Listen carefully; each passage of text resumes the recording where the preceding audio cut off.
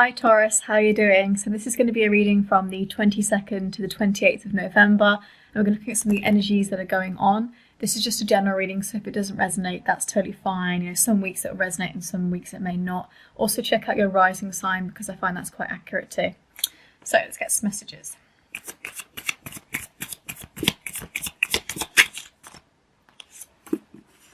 King of Pentacles.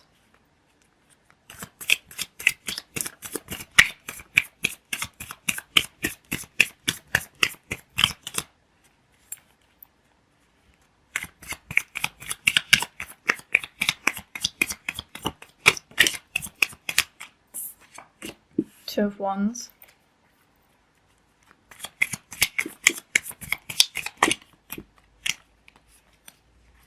King of Swords with the Fool in reverse.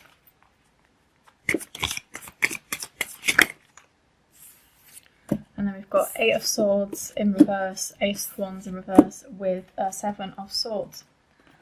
Okay. And I'm also going to pull an astrological dice, and this is going to be for the signs in your big three that are most important. So for example, if you've got a Taurus sun but you have a Capricorn rising, this is going to be a bit more sort of resonant to you. So yep, Taurus in the big three. We've got Aries. Taurus again. Can I have another one, please? Okay, and Aquarius. So Taurus, Aquarius, and Aries. Okay, let's have a look then.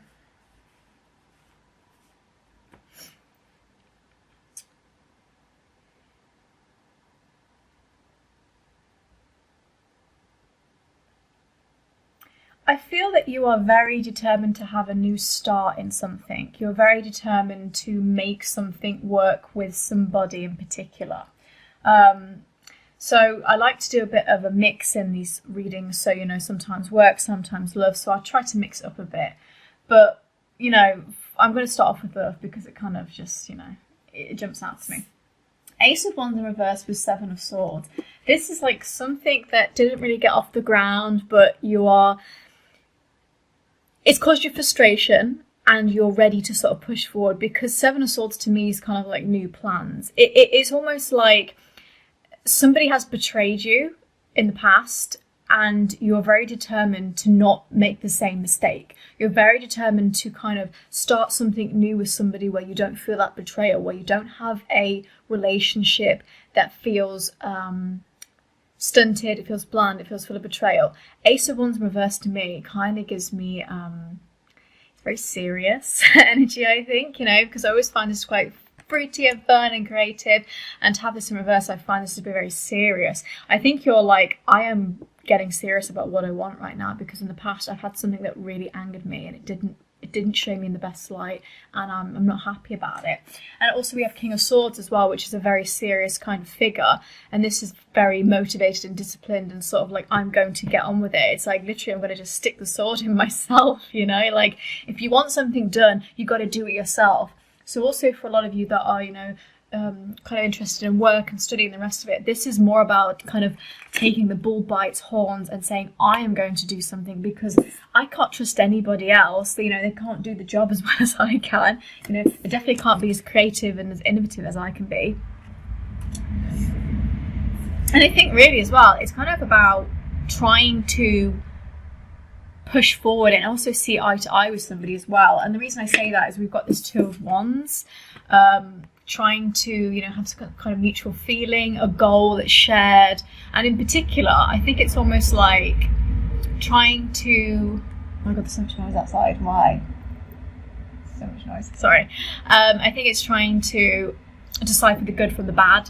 You know, I think you had some bad in the past and you're really trying to find the good in yourself now, and in your relationships too. And the reason I say in yourself is because sometimes we do blame ourselves for things that have happened and we think, oh, was I the bad guy here? And it's not that case at all. It's about deciphering, you know, what was good and what was bad, and what you can work on from that as well. So there's some kind of reflection period that comes with that.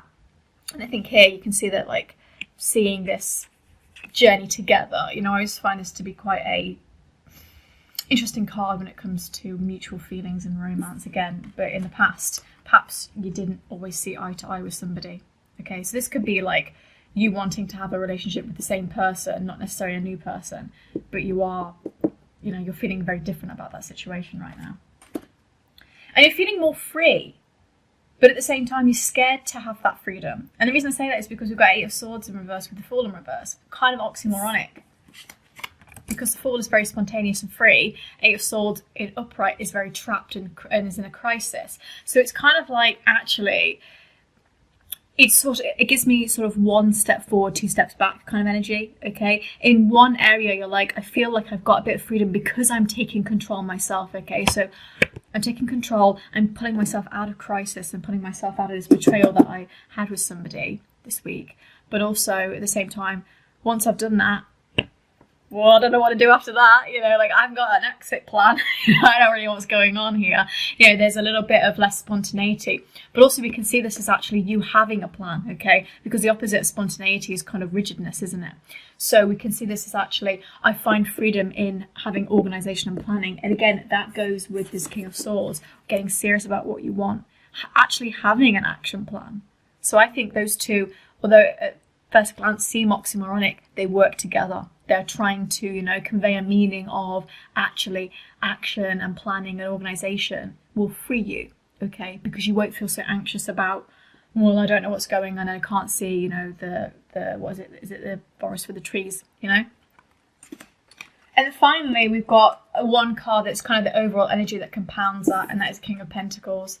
And that's about you really being responsible for yourself now, okay? It's so easy to blame, you know, every chippy in a white dress and saying this was their fault.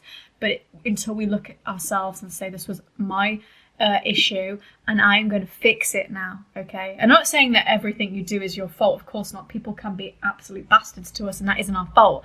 But we have control over the way we react to that, don't we? So we don't always have to be a victim, or we don't always have to sit passively by and say, you know, I'm just going to be angry at the situation because I always feel like I was attacked and people were betraying me.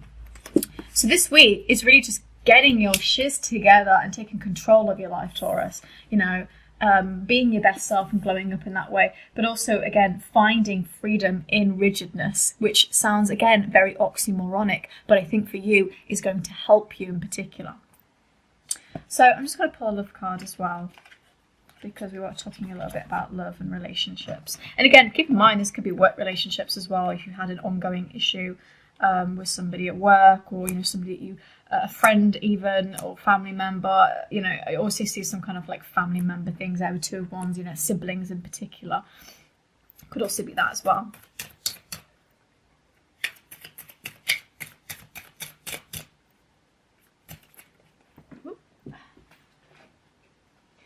Yeah, forgiving and learning in reverse. Yeah, this is kind of like not letting go of the past and not trying to learn the lesson. So as you release and heal the past, you experience more love in your present moments, but this is in reverse right now. Again, I think you're holding on to some bitterness in the past and it's kind of blocking the way that you're moving forward. It's blocking you taking control of your own life. And this is really going to come into effect this week, okay? You're going to be like, I've really let it slide a little bit. I've really let these emotions overcome me. I've really let myself, you know, be quite stubborn, actually, you know. I think as well that Fool in reverse is a bit of stubbornness.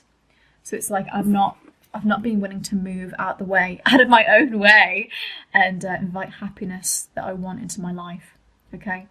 I think that's kind of the overall message that I get from this reading. So, Taurus, that was your reading. I hope you enjoyed it and it maybe helped you just reflect on some things in your life. Please join me for the reading next week, and I hope you have an amazing week. And yeah, take care of yourselves. Bye.